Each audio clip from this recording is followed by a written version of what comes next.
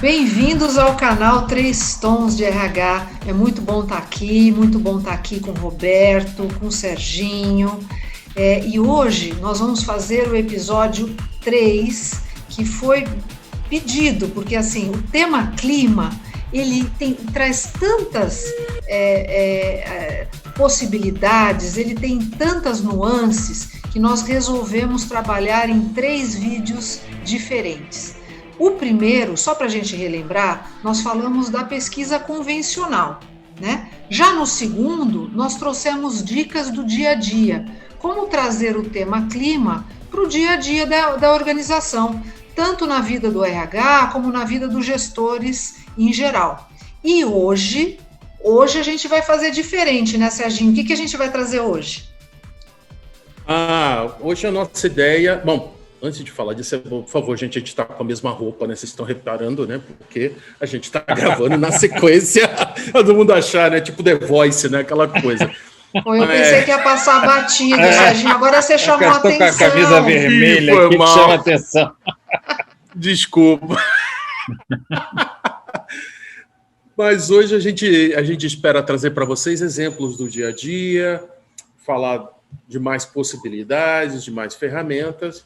E, de novo, sempre reforçar, é possível trabalhar, é um tema importante, não fique melindrado, não acho que isso é só problema de empresa grande ou de quem está em Rio, em São Paulo, não. Todo mundo, ao redor do Brasil, qualquer empresa ao redor do mundo, na verdade, deveria ou deve trabalhar esse tema, né? Então, vamos lá. É isso aí.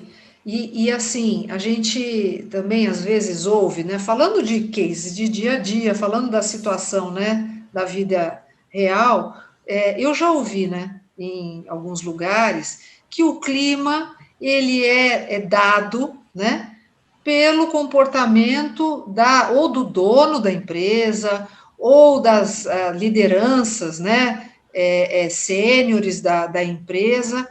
E não é bem assim, porque, na verdade, o clima é o somatório, né, de todos os comportamentos num determinado momento, não é assim? Então, eu já ouvi o seguinte, nem adianta medir, porque, na verdade, quem sabe do clima é o chefe, é o presidente, ou é o dono da organização. E não é assim, né? O dono nem quer mexer nisso, tem tantas outras coisas para fazer.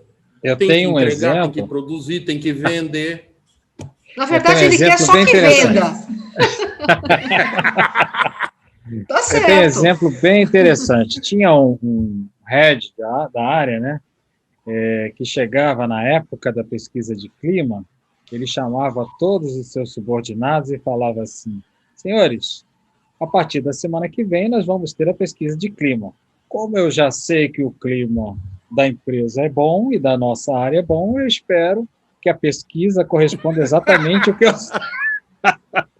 Quer dizer, isso é uma coisa que não se deve fazer. Dica.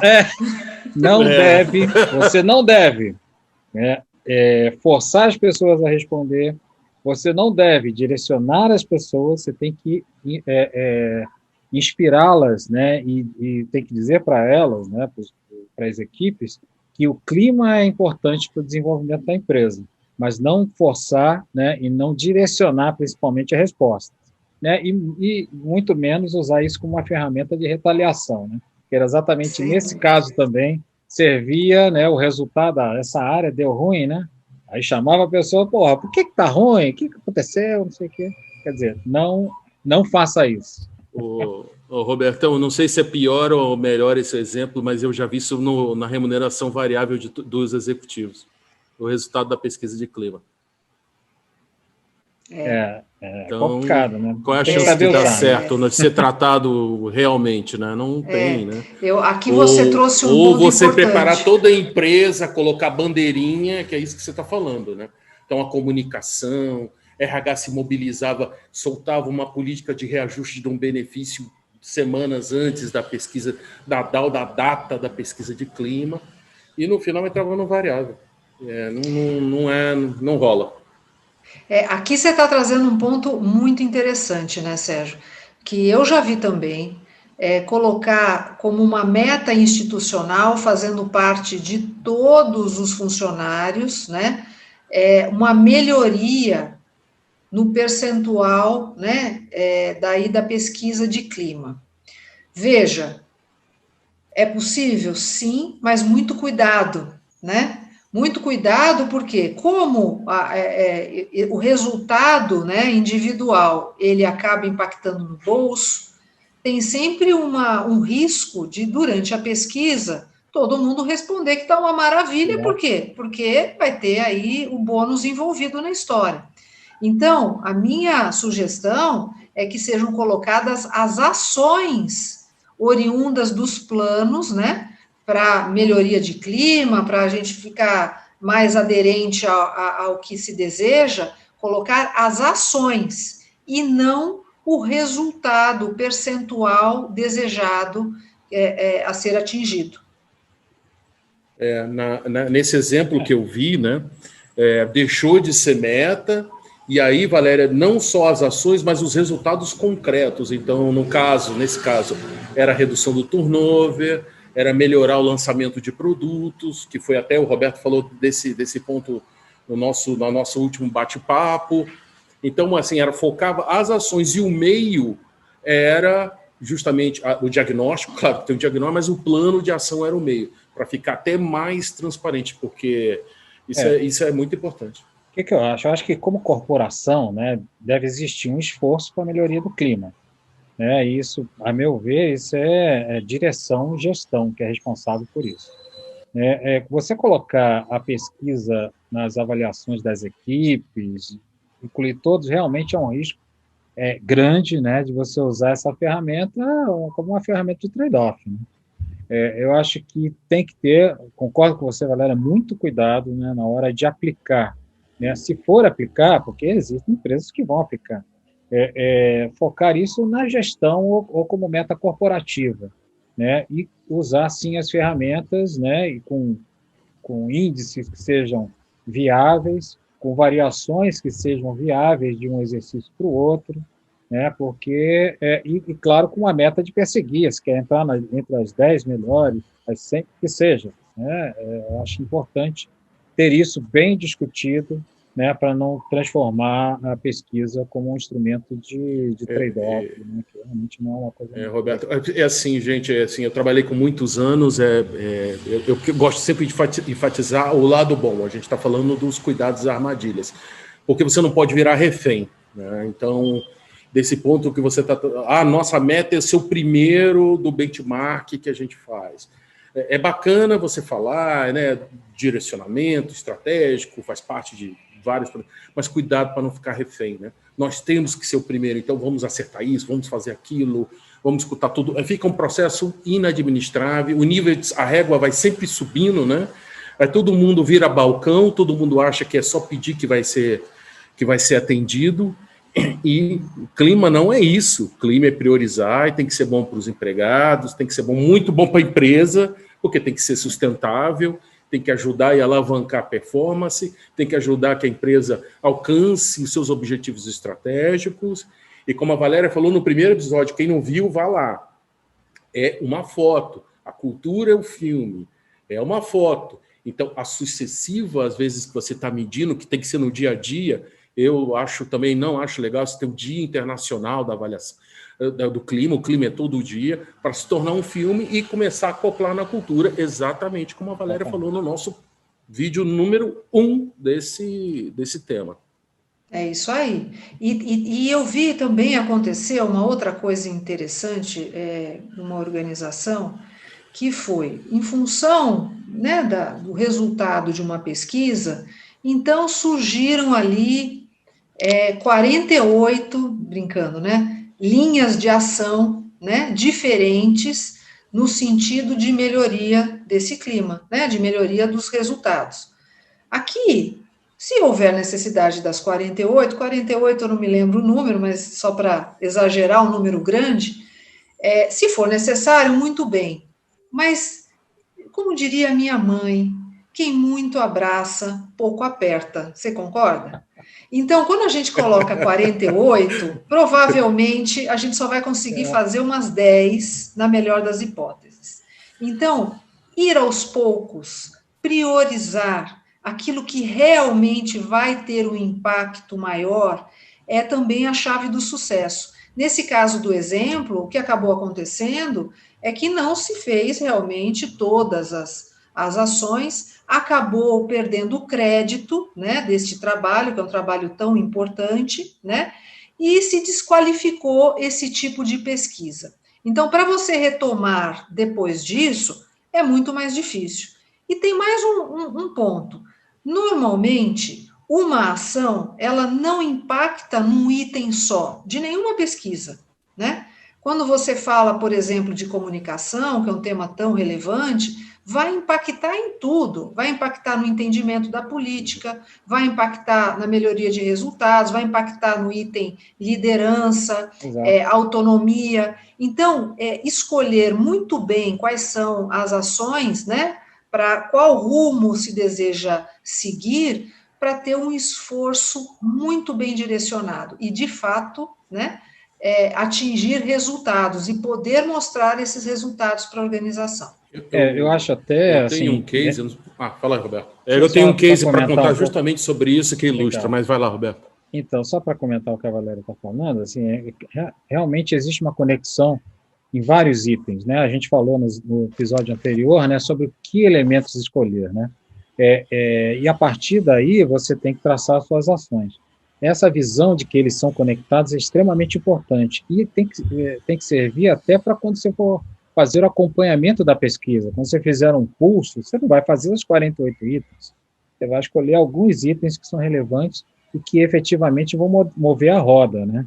Então, assim, existe uma dificuldade muito grande, né, na formulação das ações, né? Primeiro que existe aquela tendência de ação é reunião, né? Vamos resolver essa situação? Vamos fazer uma reunião, criar um fórum, fazer um café da manhã. Essa é a coisa mais típica que existe, e não é isso a ação, né? A ação pode ter uma ou outra reunião, mas tem que existir coisas concretas. Eu concordo em gênero, grau e número com a Valéria em relação a isso. Escolher bem e focar, né? Fala, Sérgio. Outra coisa que eu também vi, desculpa, Sérgio, te interrompi, mas outra coisa que eu também vi muito, e aí em várias empresas, é colocar todos os temas de melhoria como uma responsabilidade de investimento da organização, né? E não é verdade, né? Existem, claro, alguns que provavelmente são necessários, né, de investimento da organização, mas tem uma quantidade enorme de ações que dependem dos funcionários em geral e dos gestores, que são mudanças de comportamento, né? Mudanças, às vezes, de processos. Então, são factíveis e que não implicam em custo, muitas vezes. Serginho, desculpa te interromper. Não. É um bom ponto que você falou. O meu case, a minha vivência foi a seguinte, e eu fiquei muito aprofundado nesse tema, e vocês vão ver. O tema era promoção para níveis operacionais. Então, vocês imaginam um site, né, que trabalha muita gente, e quais eram os critérios para promover a pessoa que está no nível 1 para o nível 2, às vezes, e com muita gente trabalhando. Então, apareceu na pesquisa de clima como injustiça. Só os amigos do rei eram promovidos. Bom, mobiliza todo mundo, e aí começa grupos de sugestões, de alternativas, e aí cria mecanismos, aí faz dinâmica, aí faz teste prático, com uma empresa de fora avaliava os resultados quantitativos. Assim. Quando a gente foi vendo, resolvi. Aí, pessoal, continua injusto. Aí fazia o segundo, continua injusto. Gente, demorava 60 dias para definir, e a gente começou a gastar muito dinheiro. Lista de espera, quem era backup, a política era gigante, ninguém entendia. E a gente, e esse seu amigo aqui que vos fala, no meio desse negócio, de repente dá um estalo em alguém e fala assim, peraí, o problema não é esse. O problema são os líderes que não têm credibilidade, o problema é a comunicação lá atrás, o problema era o sindicato que não estava entendendo e também entrou na história. Então, tivemos que desarmar tudo, dar 10 passos para trás, reconhecer que a gente errou na mão, voltar, simplificar. Infelizmente, nós tivemos que reorientar todos os líderes, né? Reorientar todo mundo, e a gente voltou com um critério simples. A gente aí admitiu, porque às vezes você acha que tem que deixar todo mundo feliz, né? Tem que estar todo mundo feliz para o clima ficar jóia. Clima bom é todos felizes. Não é isso, gente. Não é isso. Então, a gente melhorou o processo de avaliação, né? Mais em grupo, mais estruturado, para ter conversas difíceis, né? E a gente corrigiu exatamente isso como o Roberto e como a Valéria falou. Às vezes, de tratar um termo específico para deixar todo mundo feliz, a gente foi realmente ver o todo. E aí, a gente entrou num processo que era aceitável. Olha só, cara. Eu acho, Sérgio, assim, que existe uma grande dificuldade, né, na leitura das pesquisas, né? Assim, pode ser uma leitura simplista que você diz, a política está errada, aí você tenta focar na política, né?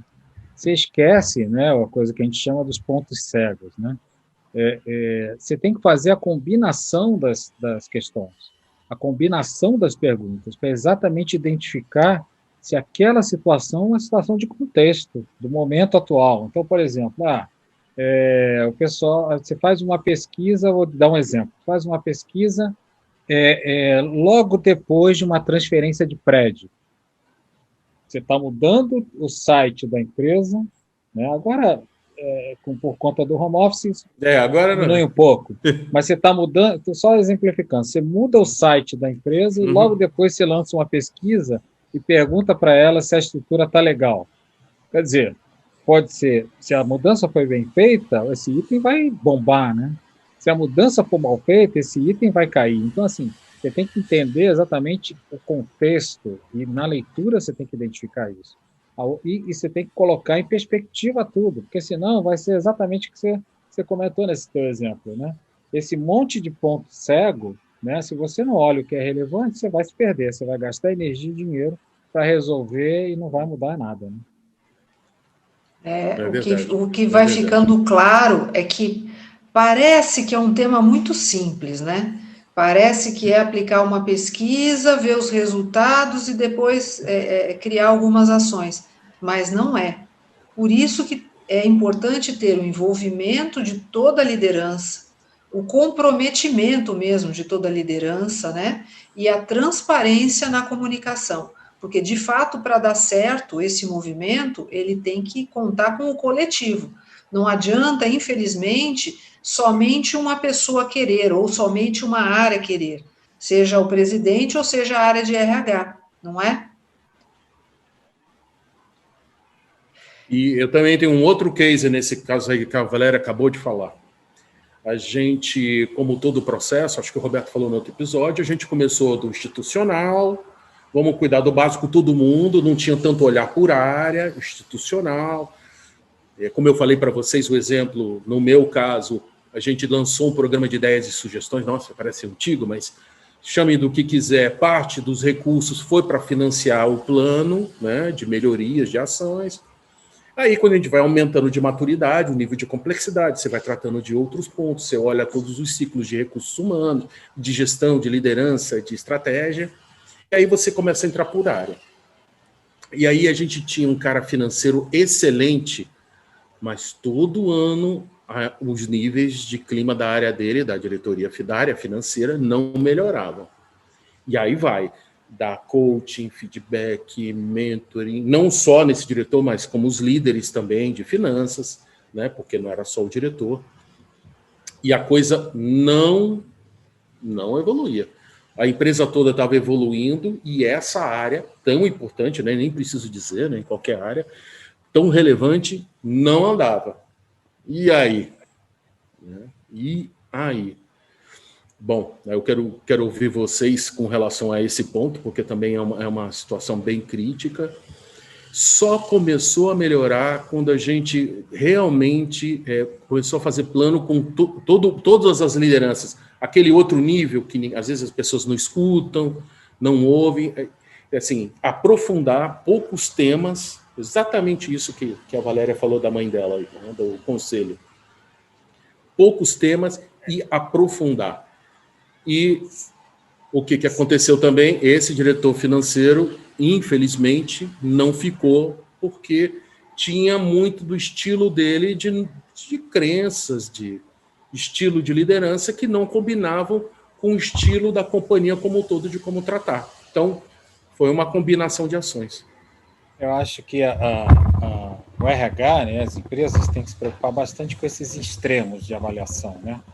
Tanto o extremo negativo, né, que tem que reverter rapidamente, né? Você como RH, se você identifica uma área que tem um nível de engajamento, de satisfação baixo, você tem que atuar rápido, né? Porque, no fundo, você está perdendo uma capacidade futura, né, da empresa dessa área performar, né? Então, você mexe com a própria organização, né? Como também em níveis muito altos, né? Porque, de repente, um nível muito alto, ele pode ser simplesmente uma maquiagem, né? A gente falou um pouquinho das empresas que usam Botox, né? Isso também aparece lá na pesquisa de clima, né? Assistam, gente, o episódio do Botox. Você já assistiu o episódio do Botox? Você está perdendo. Se você não viu, termina esse e já vai para o episódio se as empresas usam Botox, não é isso, Serginho? Exatamente. Isso aí, não. Só para concluir, porque o que vai acontecer? Se o clima é sensacional, né, pode ser maquiado, né, exatamente por conta de já ter virado um instrumento de trade-off, né, de troca, né, de favorecimento, ou de repente um medo, né, de responder mal e ser retaliado. Né? Então, concordo com você, Sérgio, assim, acho que você tem que observar bem, mas tem que atuar rápido, né, nesses extremos. Bom, o que a gente espera é que depois destes 3 vídeos, né, você sinta interesse em saber mais, né, e escreva para nós dúvidas, escreva uma situação que você está vivendo, que você viveu, para compartilhar com a gente. Quem sabe a gente não faz o número 4. E aí, com comentários, com sugestões de quem tem nos acompanhado. Para nós seria uma grande honra tê-lo, né, neste movimento aqui junto com a gente, formando cada vez mais vários tons, né, de recursos humanos, e vamos ficar ainda mais satisfeitos se você for lá no Instagram, no nosso Instagram, do 3 Tons, e se inscrever também, porque lá ocorrem várias novidades. Nós temos posts novos praticamente todos os dias, e de repente tem alguma coisa que você está procurando e você vai encontrar lá. Tá bom? Quero agradecer aos meus queridos amigos Roberto e Serginho e a vocês todos que estão aqui com a gente. Falou, gente. Muito bom ter vocês aqui. Um grande abraço e até a próxima em breve. Se inscreva no canal, hein?